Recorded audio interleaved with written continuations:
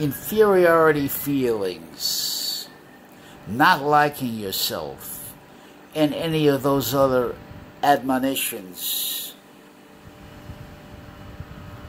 that one could label the speaker with, if you don't listen accurately to what I'm saying and the meaning of what I'm saying, has nothing to do with not liking yourself or inferiority feelings of any kind. That's not what I'm talking about.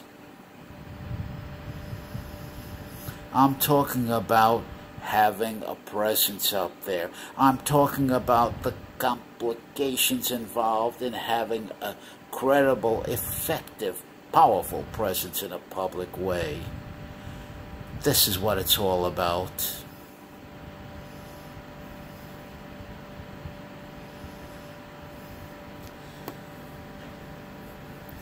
It's about communication. It's about the art of avoiding misunderstandings in communication. It's the very, very, very difficult art of knowing how to be clear, concise, and accurate in what you're trying to say. So there's no misunderstanding, no possibility for misunderstandings, and there's no possibility for anyone of a listener reading into what I'm saying. It's my job as a speaker to make sure I'm crystal clear in what I'm saying. In what I'm saying is communicating in the way I intended to be communicated. And what I'm saying is simply this. If you are a short, small man, now I'm 5'3½", this is what I'm talking about, so I'm not misunderstood. I'm 5'3½". As you can see, I have large features. I have a moon face and I have a big head. These are the givens. I've learned over the years, it's very important, it's vital to be completely obedient to what is. 1,000 Frenchmen can't be wrong. If you're caricatured, if you're mocked, if you're stereotyped in these ways over and over again, your critics are telling you a truth in whatever form it comes, and you must be obedient to that truth. We're not talking about wishful thinking here. We're not talking about entitlements, fairness, justice. We're not talking about any of those things right here. We're just talking very simply about being credible and effective out there in the arena where it counts. We're talking about trying to get the best shake you can get for yourself under a very difficult situation. When I talk about the in cahoots or the dances, when I talk about going out on the dance floor and being a short man, and if you don't have any muscle, power, presence, yes, intimidation in your being, you'd be destroyed out there. This has nothing to do whatsoever with not liking yourself, inferiority feelings, or all that other bullshit that can be predicated of a man who is communicating an essential and vital truth and doing it in a way which is clear. Using myself as your example, what would I be if I'm saying these things and I'm talking from a mountaintop, I'm giving you a sermon? I'd be a bullshitter. I am the short man. I am the one who has observed this phenomena over and over and over again. So there's no doubt in my mind whatsoever. I saw The Apprentice when one of our most clear communicators in the real world of winners and losers, getting the edge. Donald Trump, your president. And on The Apprentice, there was several tall candidates for The Apprentice, and there's one short candidate. And the Trump, he's just being real. The Trump says Trump likes winners. The fact of the matter is, winning can hide, can cover, can perfume a lot of shit.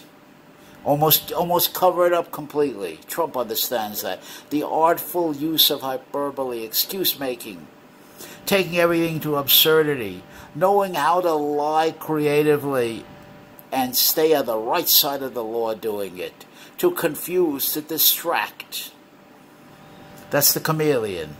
But it must be backed, and this is my whole damn point, I don't want to be misunderstood here, by a very powerful cobra that has presence, that can fight dog down.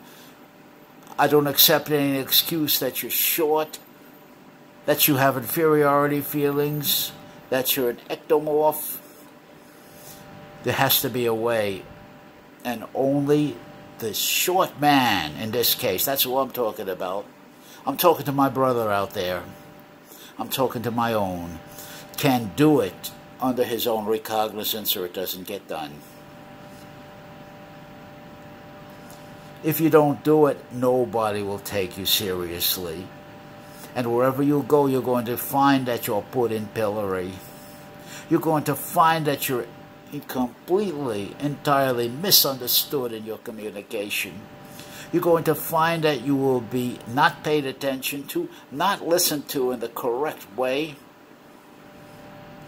and predicated on these first premises you give certain people who are listening with an agenda.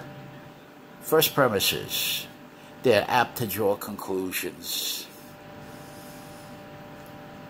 If you leave an opening in the communication where they can come in with their own agenda and their own interpretation for their own purposes, it's my job to make sure I'm perfectly understood in what I'm saying.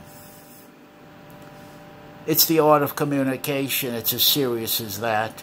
And in this example I'm giving you, the Trump, there was one candidate, about my height, 5'3", and Trump walked, he looked at him. And of course, Trump favored the big guys, 6 foot, 6'2", whatever, big guys, according to Trump.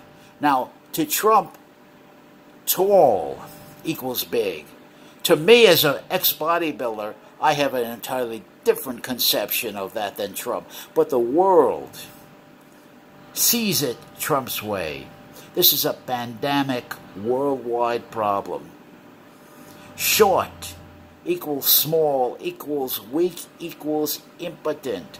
Tall equals virility, power, presence. It's all bullshit.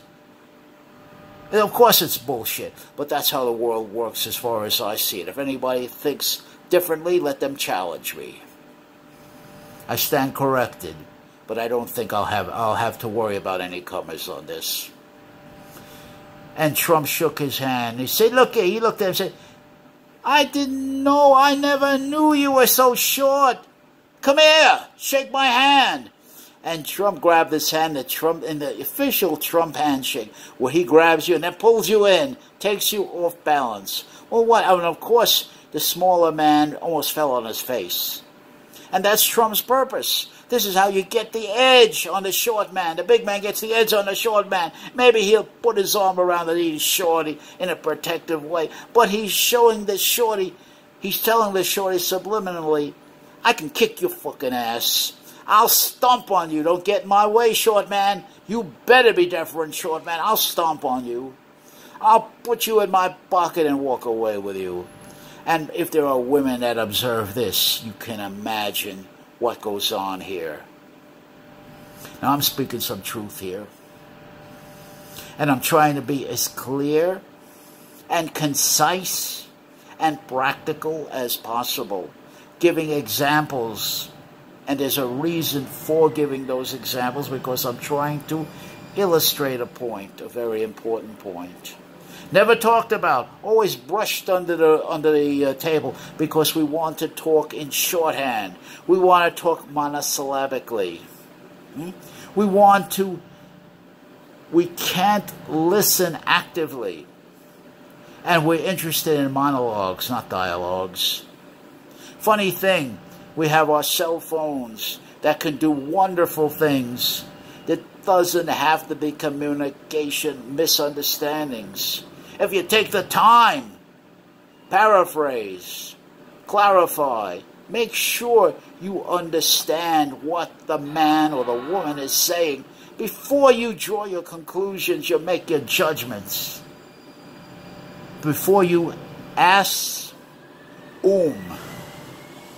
Translated, of course, make an ass out of you and me. By your willful misunderstanding, because you haven't listened, because you've jumped to conclusions and gone in the wrong directions. We got to clean up the communication. I see it now. This is the first problem. We got to clean up the communication. We got to get rid of the projections and the misunderstandings, and not blame the other guy. If you didn't understand what he was saying, you ask questions. You paraphrase.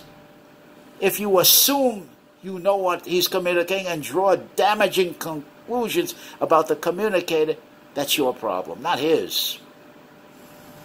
Not his. It's a tragic loss of communication. But the label you put on your victim is bullshit.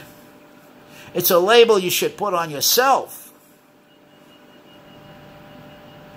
Convicting yourself, accusing yourself of willful misunderstanding, misinterpretation, and misconclusions. Let's clean out the Aegean stables of this kind of bullshit first, and then we'll think about approaching some of these pandemic problems. Being realistic and embracing what is, not what ought to be, not what should be, not what's fair, and wishing for a fair, level playing field.